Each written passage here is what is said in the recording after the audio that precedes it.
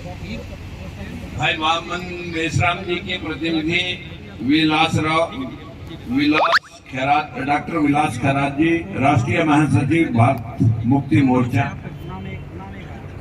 और हमारे पिछड़ा वर्ग के प्रदेश अध्यक्ष भाई सुरेश जी और मंचासीन सभी नेतागण, मातृशक्ति, सभी को शब्दों से नहीं, दिल की गहराइयों से आप सभी को प्रणाम। आप सभी यहाँ आए, आपका धन्यवाद। भाइयों, मैं आपसे कोई यहाँ भाषण देने के लिए नहीं आया, कुछ बातें आपसे साझा करने के लिए आया हूँ। जो विशेष तौर पर यहाँ ओबीसी के लोग बैठे हैं, मैं उनसे ज्यादा विशेष तौर पर, और हमारी जो बहनें बैठी हैं सबसे ज्यादा मैं उनसे मुखातिब होना चाहता हूँ। देखिए, हमारे बाबा साहब और महात्मा ज्योतिबा फुले दो ऐसे शख्स हैं जिन्होंने पूरा जीवन आपके उत्थान के लिए, आपकी गुलामी की जंजीरें काटने के लिए उन्होंने पूरा सर्वस्व जीवन लगाया। अगर फूले साहब आपको शिक्षा ना देते तो आप किसी का गोबर उठा रहे होते। आप लोगों को अगर महात्मा फूले के जो उनको अपना गुरु मानते हैं भीमराव अम्बेडकर, बाबा साहब ने आपको वोट का अधिकार दिया, लेकिन हमने अभी उसे डालना नहीं सीखा। जिस दिन डालना सीख जाएंगे उस दिन हमारे को कोई महत्व दे नहीं सके। इन दो प्राणियों ने इस देश के 33 करोड़ देवी देवता या 33 कोटि देवी देवताओं से हमें निजात दिलवाई, लेकिन हमारी महिला शक्ति आज भी पंडित पुजारियों के चुंगल में इतनी बुरी तरह से फंसी हुई है कि वो संविधान के बारे में जानकारी नहीं रखती। जिस संविधान ने हमारी बहनों को पिता की जायदाद में, पति की जायदाद में, और कोई शोषण कर रहा है उसके खिलाफ मुकदमा चलाना, उसके पति के खिलाफ भी मुकदमा चलाने का अधिकार, तलाक का अधिकार, जिस संविधान को पढ़ करके हमारी बहन राष्ट्रपति, चीफ मिनिस्टर, प्राइम मिनिस्टर, जज, एसपी, डीसी बन सकती है, लेकिन किसी मंदिर की महंत नहीं बन सकती।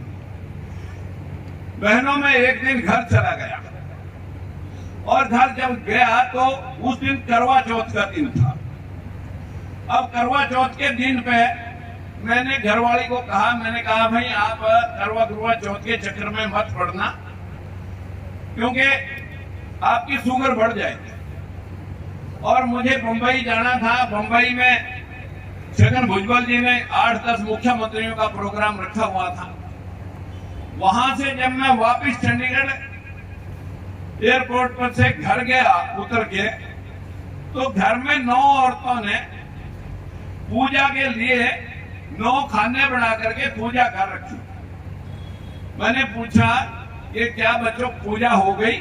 हमारे घर में 9 औरतें हैं, 9 हम 5 भतीजे, 1 बेटा और 3 हम भाई हैं।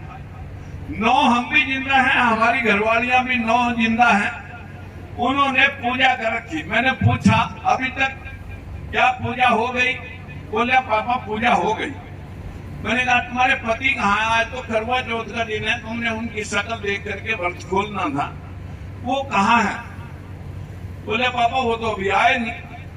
मैंने कहा फिर पूजा कैसे संपन्न होगी? बोले चांद को देख के खोल दी। मैं कहा चांद को पति मान लिया? बोले बस यही समझ लो। मैं कहा जब बच्चे को गोद में लेके हमारी बहनें, हमारी बेटियां, हमारी माताएं बाहर निकलती हैं, गली में निकलती हैं, छत पे जाती हैं, बच्चा गोद में होता है, अगर चांद निकला होगा, देख बेटे चंदा मामा, कहती है न कहीं कहती है, सारी बहनें कहती है नहीं कहती है, देख बेटे चंदा मामा। उस दिन तो मैं कहा तुम्हारा भाई है, आज वो तुम्हारा पति है। यही अंधविश्वास है और कोई अंधविश्वास बाहर से नहीं आता।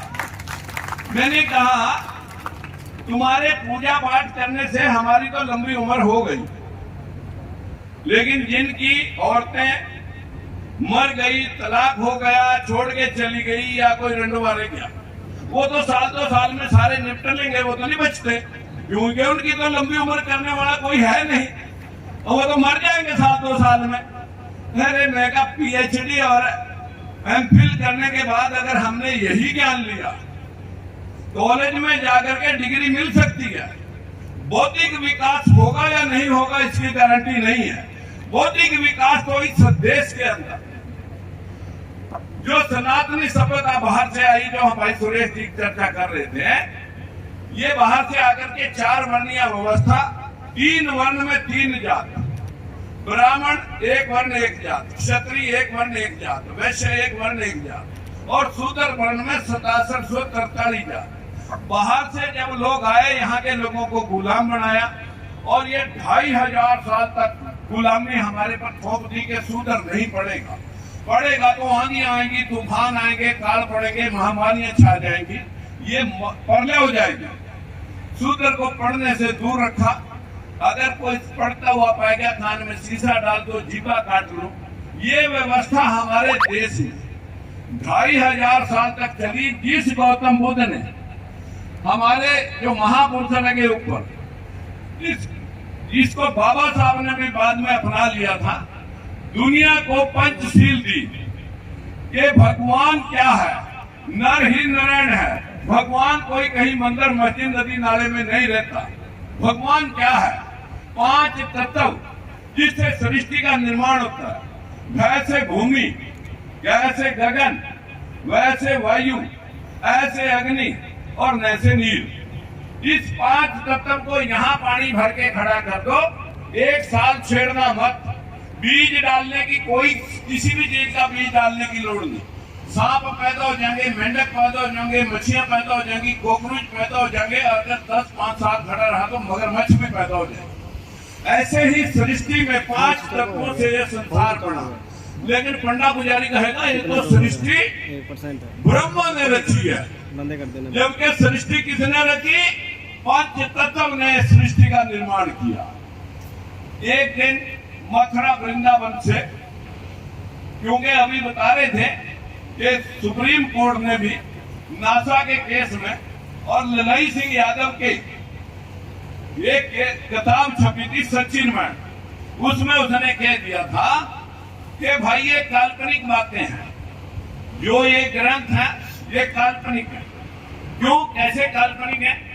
अगर मैं पूछूं आपसे कि जीरो का निर्माण किसने किया, फटाक से बच्चे कहेंगे आचार्य भट्ट ने। कब?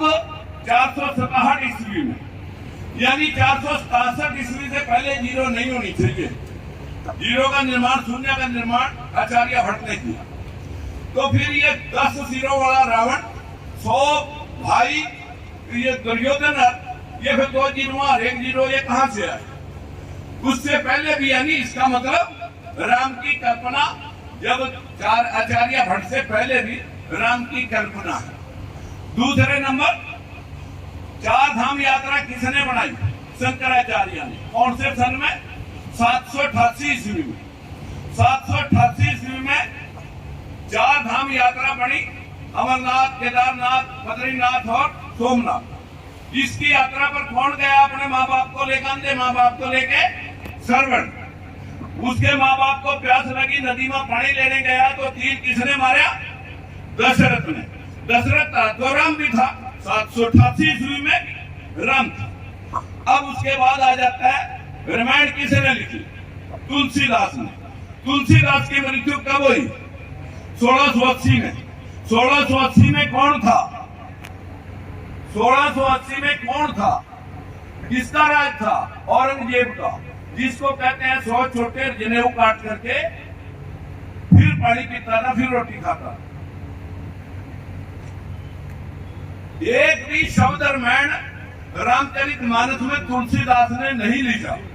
क्या लिखा तुलसीदास ने? ढोल गवार सुतर पशु नारी, सकल ताड़ना के अधिकारी।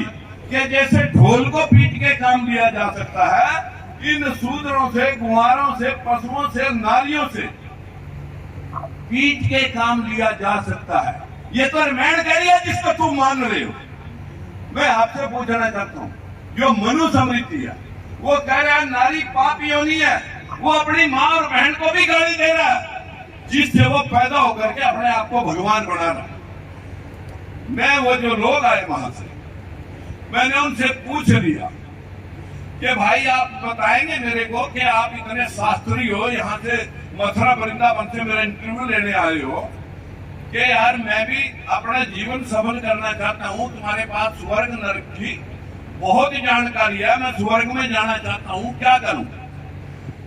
बोले जी अगली विधि तो हम बता देंगे। मैं कहा पहला मेरे को जो बताओ मैं पिछले जीवन में स्वर्ग में था कि नरक में? बोले जी ये नहीं हम बता सकते। मैंने कहा फिर मैं बता देता हूँ, सुन लो। मैं कहा मेरी उम्र 70 साल पहले मैं कहाँ था? अपनी माँ के गर्भ में। कहाँ से आया? बाप के मिलने से। उससे पहले मैं बाप के सुपर्म में था, सुपर्म बने खून से, उससे पहले मैं खून में था। खून कहाँ से आया? रोटी से। उससे पहले मैं रोटी में था। रोटी कहाँ से आई? अनाज से। उससे पहले मैं अनाज में था। और अनाज कहाँ से आया? अनाज के पेड़ पौधे से। अनाज के पेड़ पौधा कहाँ से आया?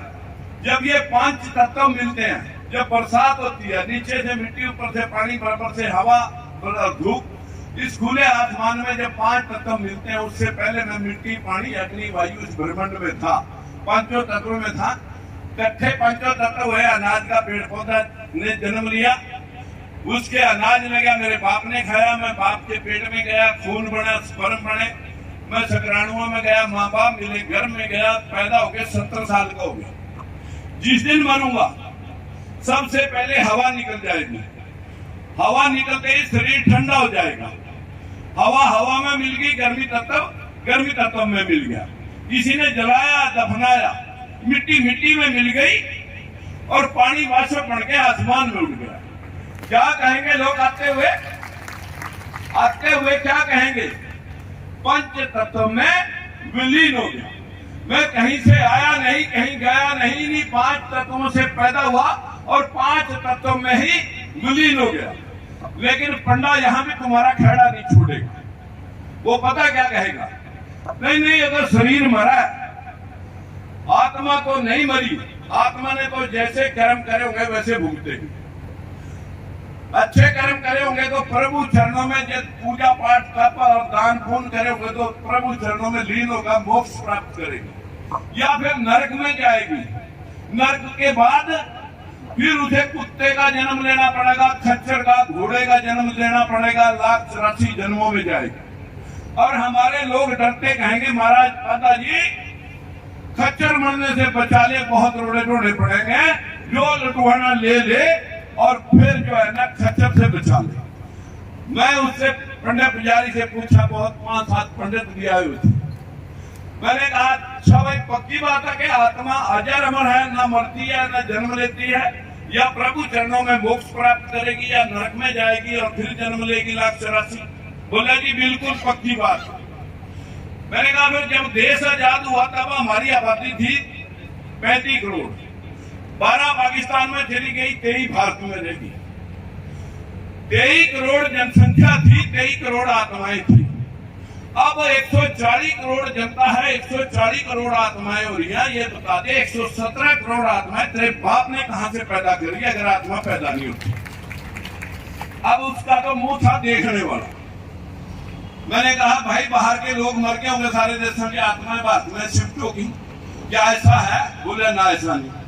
कीड़े मकोड़े, कीट पतंगे, मच्छर मक्खी, कुत्ते बिल्ले सब मर गए होंगे, उनकी आत्माएं आदमियों में शिफ्ट होगी, क्या ऐसा है? बोले नहीं। मैंने कहा फिर ये आत्माएं कहां से आई?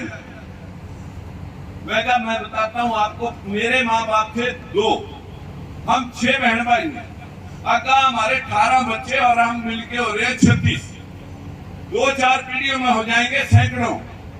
इसी प्रकार से मानसों के मानस, जानवरों के जानवर, पशुओं के पशु, कीट पतंगा के कीट पतंगे, सांपा के सांप, बिल्लियां की बिल्लियां, कुत्ते के कुत्ते, और घास की घास, मक्की का मक्का, और उसी तरह से गन्ने के गन्ने। सारी सृष्टि में वनस्पति और जीव जंतु अपनी प्रजाति नर और मादा के मिलने से यही पैदा हो रहे, यही खत्म हो रहे। ना ने कहीं स्वर्ग में जा रहे, ना ने कहीं से आ रहे, ना कोई पूछ सके आज तक कि मेरा बाप स्वर्ग में गया, उसको सीट मिली है या नहीं, और ना जाके कोई देख सका, ना बतान आया।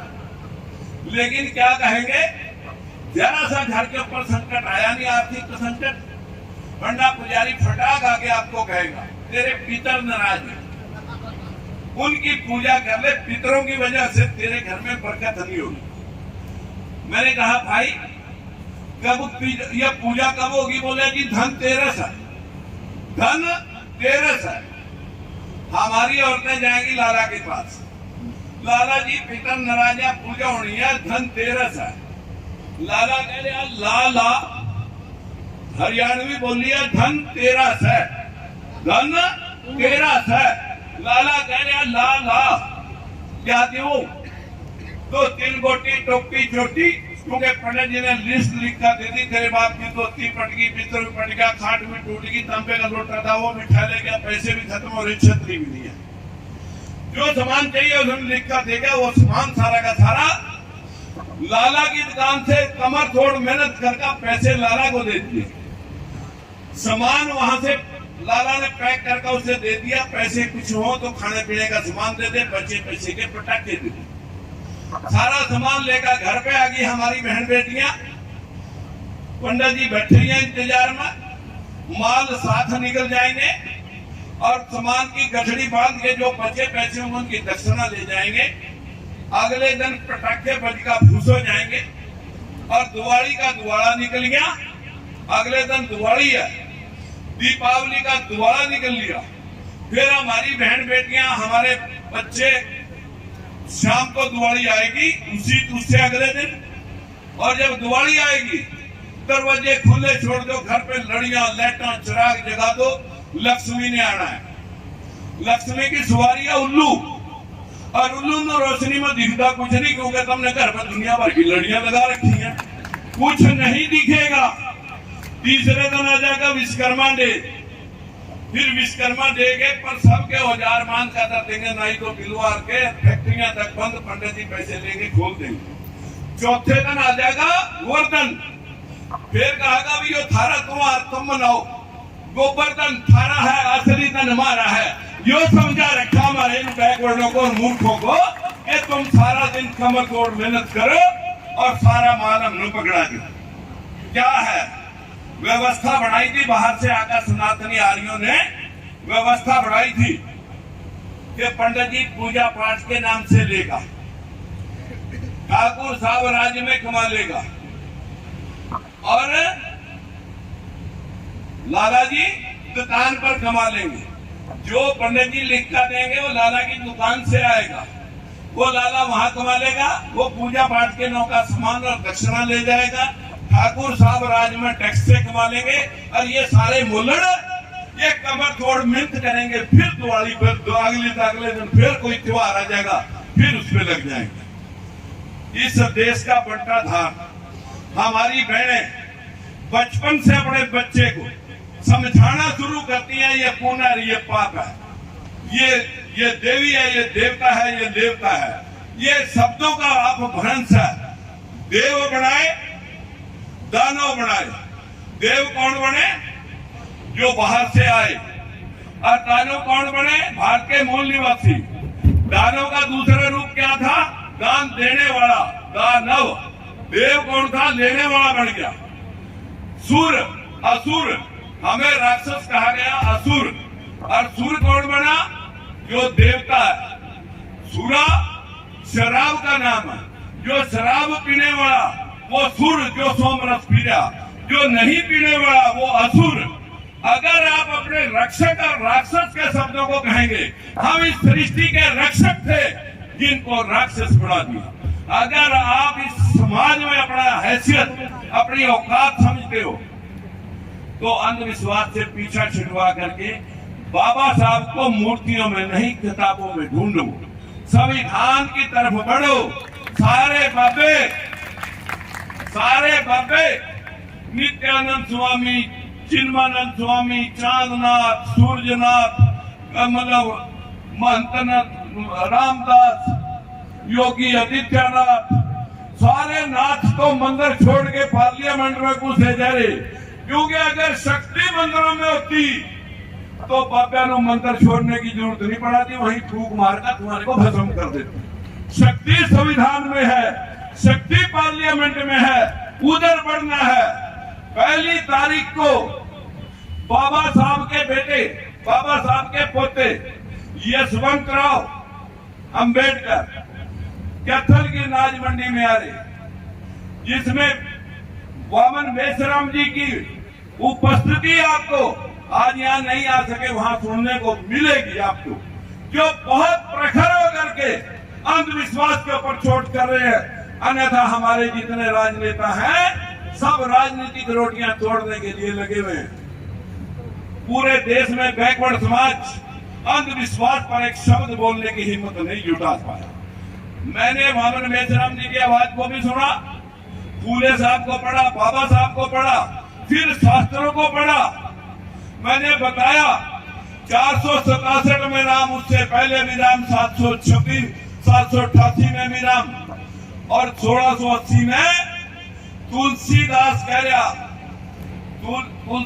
कह रहा चित्रकूट के घाट पे भई संतन की भीड़, रघुवीर तिलक करे, तुलसीदास चंदन घिसे और तिलक करे रघुवीर, यानी राम।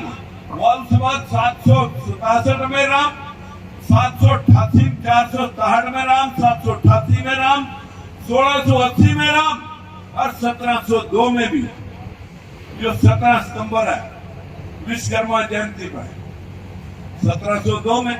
उसके बाद फिर चली व्यवस्था भाई, जब राम था, जब सोने की लंका विश्वकर्मा ने बनाई तो रावण भी था, तो राम भी था। तब कब राम, एक राम दशरथ का बेटा, एक राम खटघट में बैठा, एक राम का सकल बसारा, एक राम दुनिया से न्यारा। कौन सा वो दुनिया से न्यारा? ये पंच तत्व जिनसे हम भगवान कहते हैं, जिनको ये दुनिया से न्यारा एक विधान है प्रकृति का। इस प्रकृति को पूजो। अगर पाते की जेब में पैसे खत्म हो गए तो गोबर पे भी कोटा कर देगा। यजमान गोदू लगन बन रहा, अभी धन वाल में पता हो जाएगा। एक कहीं गोबर पड़ा, अभी भैंस ताजा गोबर करके गई, गट्ठा भी उससे कराएगा, 2 टीके लगाएगा, घास धर के उसके ऊपर और मच्छा टकवाएगा, 500-400 उस पे भी ले जाएगा। लेकिन ये देश 97% लोग समझ नहीं पाए, 97% लोग सिस्टम को समझ नहीं पाए। आज बाबा साहब को अगर आप संविधान पढ़ने और महात्मा ज्योतिबा फूले की गुलामगिरी पढ़ने, तो सारे जाड़े साथियों आपके साथ हो जाएंगे। 1 जुलाई को हाथ जोड़कर सुन लिया बहनों से, हाथ जोड़कर भाइयों से कह रहा, मेरे बाप की जगीर नहीं है। हमारे पूर्व अध्यक्ष सुरेंद्र पंचाल कह रहा था कि राजकुमार सैनी दूसरे नेता पैदा नहीं कर सके। मैंने जितने नेता पैदा करे सब आपकी तरह, कोई मतलब बीजेपी में जूते गांठ रहा, कोई कांग्रेस में तलबे छाट रहा। लेकिन मेरा काम है मिशन के ऊपर काम करना। मैं मिशन के ऊपर काम करता हूँ। 26 साल हो गए। बच्चा जाम करके बच्चा बड़ा हो जाता है 26 साल में। मैंने बंसीलाल को चैलेंज किया था आपके भिवानी में। मैं आपको कह रहा हूँ, आप तो मुख्यमंत्री के मालिक थे, तो फिर भिवानी का क्या हाल हो गया? मैं आपको कहता हूँ कि जब 10% दलित और पिछड़े की हिस्सेदारी नहीं मिल रही थी, तो 50% को बैकवर्ड का रिजर्वेशन है, शेड्यूल कास्ट और बैकवर्ड का। 50 की जगह 10 बैकवर्ड, 10 शेड्यूल कास्ट। 5 भर्तियों के बाद विरोध करा, पार्टी से निकाले, हमने इकट्ठा होकर बंसीलाल निकाल दिए, चौटाला बनाया। 3200 जेबीटी टीचरों की भर्ती में 70% मेरिट दलित और पिछड़े ने ली थी। वह लिस्ट फाड़ दी। हमारे लोग कहाँ लगेंगे? जो अपने नकली लोग लगाए, उसी की 10 साल की सजा काट के अब आया। या अगर उसका विरोध किया था तो 4 मुकदमे भुगते। पार्टी छोटी, मंत्री पद छोटा। अब आ जाए भजनलाल भाई, ये फिर एससीबीसी का गीता पावागा। मिली हुई टिकट कांग्रेस में 2005 में कटवा दी। 2009 में अपनी पार्टी बना के लोकतंत्र सुरक्षा पार्टी चुनाव लड़े, लेकिन बैकवर्ड खड़ा नहीं हुआ। 2011 में गए,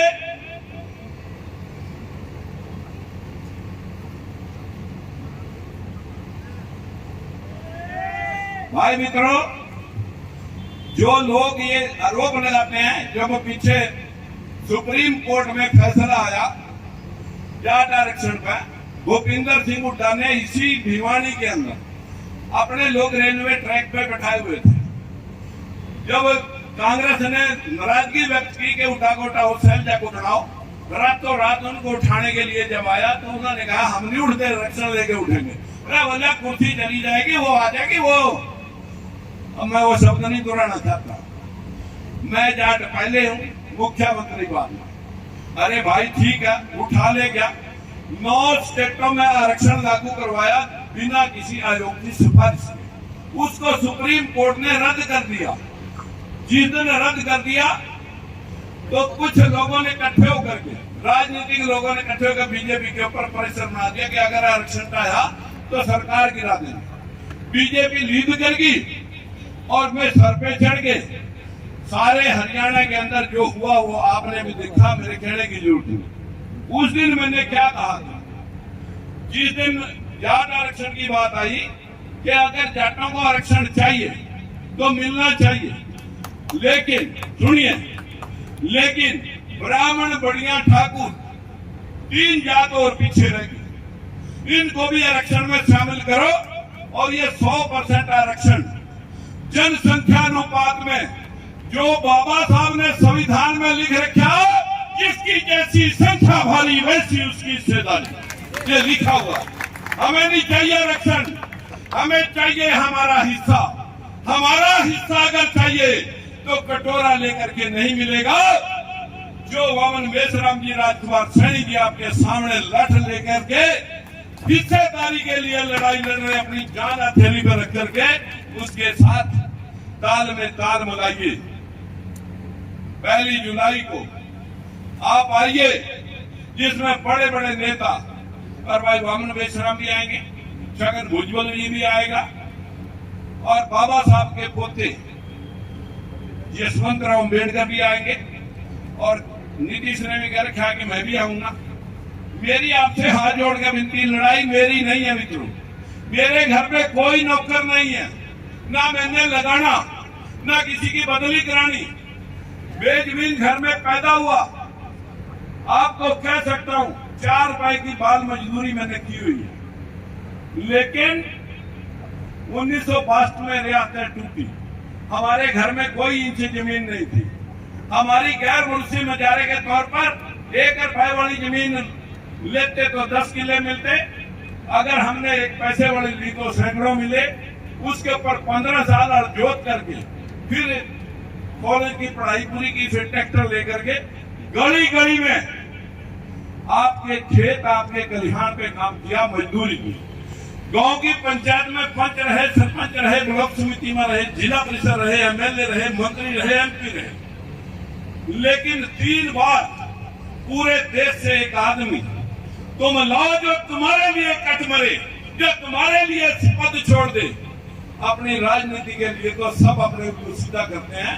हमने तो बंसीलाल छोड़ा, चौटाला छोड़ा, भंजलाल छोड़ा, जिसको छोड़ा कोई ऊपर गया, कोई जेल में गया। ये खट्टर भी मैंने निबेड़ ही दिया था।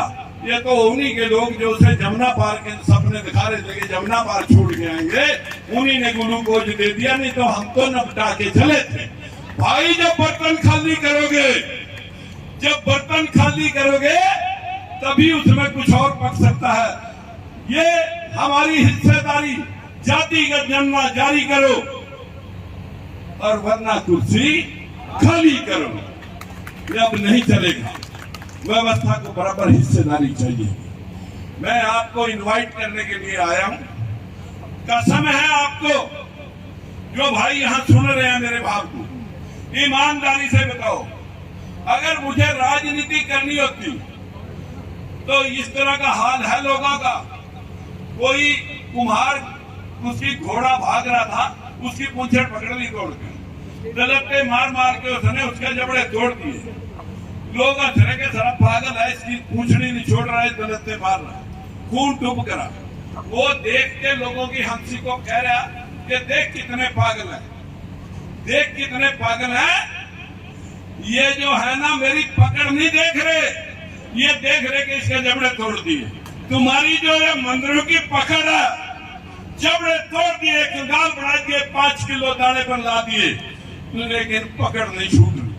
आपसे हाथ जोड़ के विनती करता हूं, मनुस्मृति में जब तक आपका ध्यान रहेगा, आपका अपमान रहेगा ना आपका सम्मान रहेगा। 5 किलो दाने पर अब तक है। जिस दिन पूर्ण संपूर्ण भारत हिंदू राष्ट्र बन गया, तो वही आपको जो पंडा पुजारी कहता है कि घोर कलयुग आ गया, तो फिर सतयुग क्या था? जब आप चारपाई पे बैठ नहीं सकते थे, शिक्षा ले नहीं सकते थे, बहन बेटी का घरवाला मर गया, जिंदा जला दिया जाता था। किसी के घर में सुंदर कन्या पैदा होगी, पंडा पुजारी उसे मंदिर में चढ़ा देता था। इस शरीर में भगवान खुद रहेंगे, मूर्ति से घेरे देकर के उसका शोषण करता था। बहन बेटी की शादी करके हम सीधे घर ले जा नहीं सकते थे। वो व्यवस्था थी, स्वर्ग वो था, स्वर्ग आपका वो था आपका सतयुग। और जब आप कुर्सी पे बैठ सकते हैं, शिक्षा ले सकते हैं, आंदोलन कर सकते हैं, हकों के लिए लठम लट्ठी हो सकते हैं, बाबा साहब ने वोट दी, किसी को धाराशाही कर सकते हैं, किसी को कुर्सी पर विराजमान कर सकते हैं, उसको तुम कलयुग बता रहे हो। अरे तुम्हारा सतयुग है, वो उनका सतयुग था जिन लोगों ने आपका विनाश कर रखा। ज्यादा कुछ न कहते हुए, हमारे स्टेट सेक्रेटरी का भी इशारा 2 बार हो चुका है, बातें बहुत थी। मेरी हाथ जोड़कर कौन कौन आएंगे, बस मैं ये पूछना चाहता हूँ, 1 जुलाई को कैथल में कौन कौन आएंगे? पक्के हो ना? अरे इतनी बातें सुनाएंगे कि सारे जाड़े दिमाग के उतर करके और 2024 में ही साफ कर देंगे, सारा इनका कुलड़ा साफ कर देंगे। नमस्कार।